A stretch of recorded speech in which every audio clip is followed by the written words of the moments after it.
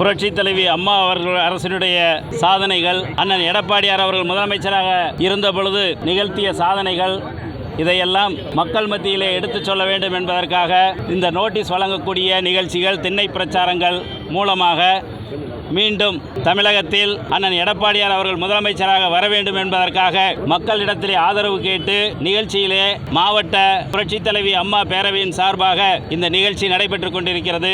நிபந்தனையின்றி அதிமுக இணைய தயார்னு ஓபிஎஸ் சொல்லியிருக்காரு. அதை பற்றி கட்சியை விட்டு நீக்கப்பட்டவர்கள் தான்.